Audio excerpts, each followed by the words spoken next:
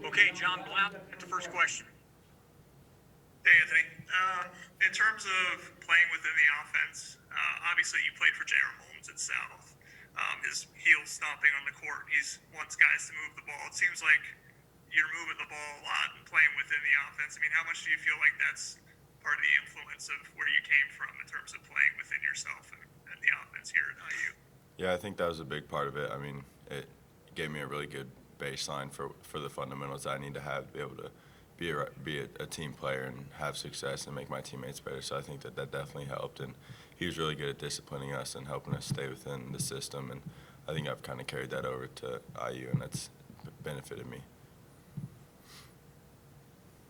Dustin. Just on the flip side, Anthony, what's been the defensive adjustment so far? What's it been like just getting used to the speed of the game, the kind of quality of players you're having to defend, and just getting used to defensive systems at this level? How's that transition gone for you?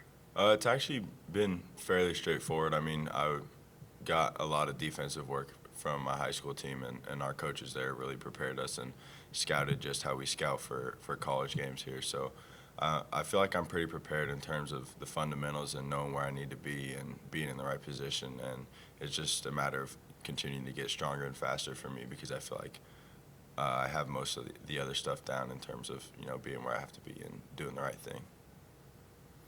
Alex. Anthony, this is maybe the first time you've not been one of the featured players on the team in terms of your basketball career, probably. What's the adjustment been like trying to figure out a role coming off the bench and maybe not playing as much as you're used to? Has it been difficult to kind of pick your spots in terms of when to try to take shots and what to do within games, given that you're not playing maybe as many minutes as you're used to? Yeah, I mean, certainly it's a process, and I learned that in high school too because when my first game in high school, my team only had 6 players, and I was the only one that didn't start. So that was a little bit embarrassing, but it's just part of the process, and I learned that in high school, and now I'm trusting it through college and knowing that just whenever I get in, I have to play my role and play as hard as I can and just do what the coaches and my teammates trust me to do, and that's just to play as hard as I can, shoot when I'm open, and make hustle plays that are going to lead us to wins. Zach. Anthony, I guess we've sort of asked this maybe in different ways the last few weeks, but in particular now, Coach said it sounded like Armand was doubtful for tomorrow. Joey's had the surgery and he's out. Just how much does maybe the freshman class as a whole feel a sort of sense of responsibility as you look around and realize Coach is going to have to lean on you a little bit more for starts, for depth? You talk about there for maybe not just scoring, but also just the sort of impact plays at both ends that can lead to success. For sure. I mean, we're all encouraging each other, and I know that we're all eager and we're ready to contribute as much as we can, but we also at the same time know that it is a process. So we know that, if the opportunity's called and our name gets called to where we need to step up, we're all ready to do so, and we're just really excited to try to get a win, especially at Wisconsin, which is a place that we all know that we haven't won as a program in so many years. Kevin. Anthony, anything you put your finger on in terms of maybe even observing or when you're in the game in terms of first half starts for you guys, and how do you guys get maybe a little more kind of juice and momentum going in the first half, you think?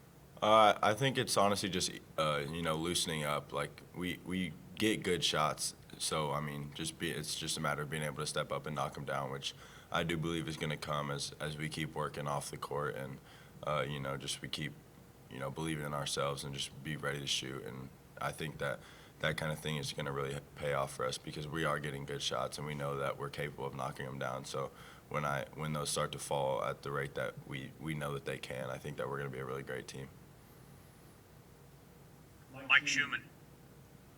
Yeah, hey, Anthony, you've been running with Trey for a long time now. I guess based on what you saw kind of coming up with him, is any part of what you're seeing now surprising his early success? And kind of what are your overall impressions of how he's doing so far?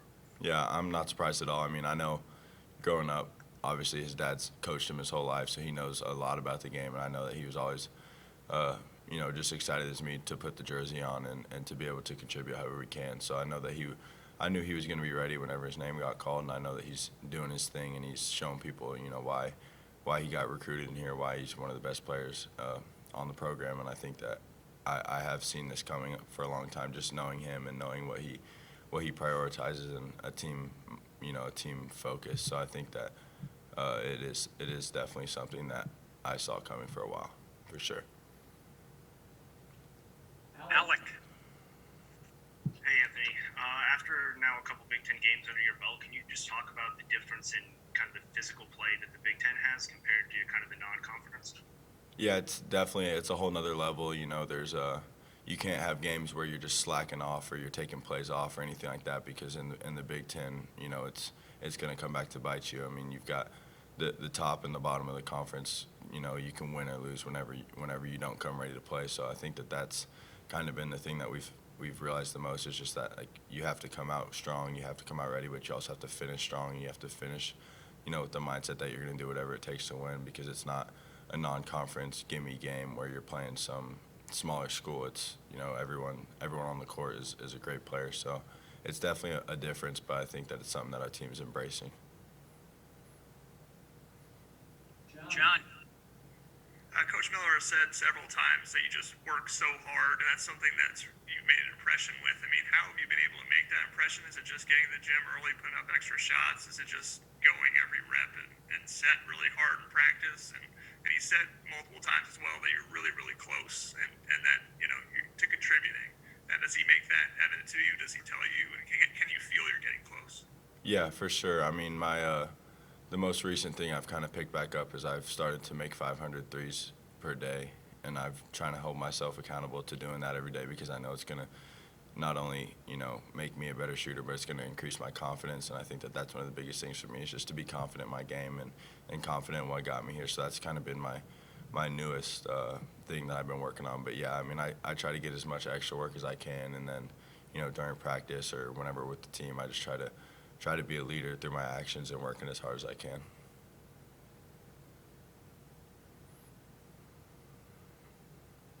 Tom Brew. Anthony, we get to see how you perform at the game level, obviously, but what we can't see is behind closed doors at practice and during the summer and such. Can you talk to me a little bit about what has been the most difficult adjustment with that, especially as crazy as this summer was in regards to making that transformation? Yeah, I think, honestly, the most difficult part has just been to establish the discipline that we all have to have. I mean, we're college kids, and, we're young teenagers, and we want to go out and have a lot of fun and stuff. But at the same time, we have to be smart, because our season's what's most important to us, and that's what's, kind of on the line if we go out and make a mistake or we test positive or anything like that. So I think that the discipline, and then, having to wake up early every single morning to test, is something that's been really difficult on all of us, just to,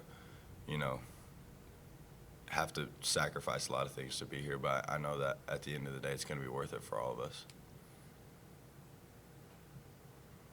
Alex. You've been to a lot of games at Assembly Hall with fans in attendance, and obviously that's it's a lot different, the atmosphere this season. How big of an adjustment, I guess, do you feel like it is for your teammates and also for you playing with kind of not that, I guess, quote-unquote sixth man behind you? And is there anything you guys have talked about in terms of creating your own energy that you can maybe do better, and is that a factor at all in being able to start games a little stronger? For sure. I mean, we've definitely talked about it. It's a lot of the energy has to come from us, obviously. I mean, when we're here, we can have our families supporting us, but other than that, it's just us. It's just our guys, our coaches, the bench, the guys on the court, that kind of thing. So we know that we have to be able to generate our own energy from the start. And in terms of, like, being different, I mean, for the freshmen at least, we haven't got to necessarily play in front of all the fans, so I think it's almost an easier transition for us. We've seen the crowds and we've watched it, but we haven't actually got to play with it. So I'd say that that's an easier transition for us, whereas the guys who have been here and know what this arena's like whenever there's 17,000 in here, I'd say it's a bigger difference for them. But at the same time, I think it opens up a lot of opportunities for us, because there's no home court advantage really. So you can go on the road and win anywhere in the conference, but at the same time, you have to be able to protect your home court, because you don't have that advantage when you're at home. So I think it's definitely playing a role, but definitely playing a factor. But we're trying to make the most of it. Tyler. Anthony, I think it was last week that Trey said that just you guys as a freshman class are very kind of tightly knit, and that comes from three of you guys playing together in AAU. But how would you describe just kind of the personalities of the freshman class, and how do you think you fit together?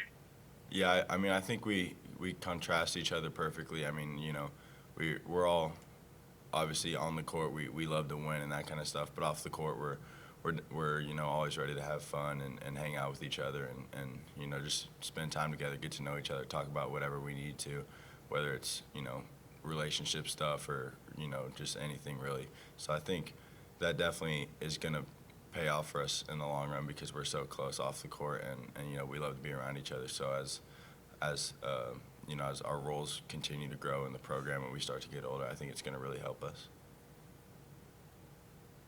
Dustin. Anthony, to ask another one about Trey. Obviously, a big reason why he's been able to get on the floor is he's done a lot of, you know, little things right. You know, played, you know, high IQ basketball and played hard. I guess to elaborate on some of the stuff you said before, where did you kind of see that when you were playing with him in AAU? What were some things that you saw him do maybe that you don't see other guys do? And just how have you seen him just sort of take to the college game in the first couple of months? What do you think just impressed you about how he approached things once he got on campus and again, continue to do that kind of stuff? For sure. I mean, back when we played in AAU, he was always, you know, excited to play the best competition we could. You know, we never wanted to play some lower ranked teams. We always wanted to play the top guys. We wanted to try to beat the top guys, and he was always a leader in that regard and always talking on the court. And you know, whenever we did get to play those top teams, he never backed down. And he's always aggressive, always looking to pass, but he's always focused on the win and on the team first. And I think that that's something that's really carried over for him, is just because, you know, when you're aggressive and you're trying to make other people better while, you know, only caring about winning is something that's gonna make those around you better, and that's kind of what gets you on the court. So I mean, I knew what, you know, what he was capable of, and I know what he's capable of in the future. So I'm excited to see where it goes for him. Jim. Anthony, we talked about the effect of not having fans there, but as a freshman, has it actually made it somewhat easier? As somebody Hall is a very daunting environment for opponents a lot of times, but it could just be daunting, period. And when you're new to that, I know you're used to big crowds in high school, but this is a different animal. Has it actually made it easier making that adjustment without having that much that fans there? Yeah, I do think so for sure. I mean, I think next year is going to be the bigger adjustment for us just in terms of that, but definitely, you know, going out and not having 17,000 watching you every game right behind your back, I think it definitely has helped, and it's you know, definitely it's easier to go out there and not feel pressure whenever, you know, it's an empty gym with just your families.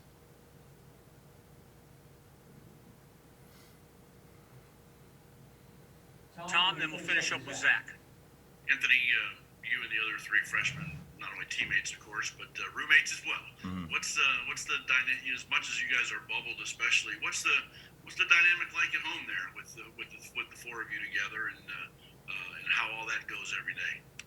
Yeah, I mean, it's honestly as normal and uninteresting as you could imagine. Like, I mean, we come home from practice, we're all exhausted. We eat, we watch TV or watch sports games if there's anything on. Go to sleep, you know, wake up the next morning for testing, go out to eat, go back to practice. I mean, it's really just a routine, and you know, we're doing what we can, but at the same time, we're almost always exhausted. So we just, you know, make sure that if anyone needs something, we always know that we're there. But other than that, you know, it's normal, uninteresting.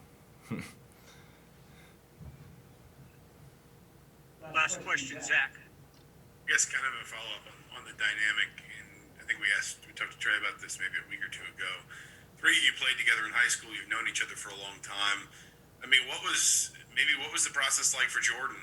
Is kind of the one outsider of the group, especially when you guys were coming together in the summer and, you know, getting to know each other, going through workouts and things. Just kind of how did he, you know, maybe kind of become part of that as well as somebody who obviously didn't have the shared history the other three of you did? Yeah, I mean, I definitely think it might have been more difficult for him, but at the same time, I think he fit in pretty effortlessly, and we made him feel as welcome as we could and made him know, like, you know, especially for me, since my family's in town, I made sure he knew if he ever needed anything, just let me know, and my parents could help him out, you know, that kind of thing. But, I mean, the transition's obviously going to be more difficult for him because you could consider him the outsider since he wasn't necessarily with us in the past. But I mean, right now he fits in great. We all love each other and that kind of thing. So at the end of the day, you know, we're teammates, we're brothers, and we're all focused on the same goal. All right, guys, thanks a bunch. We'll see you.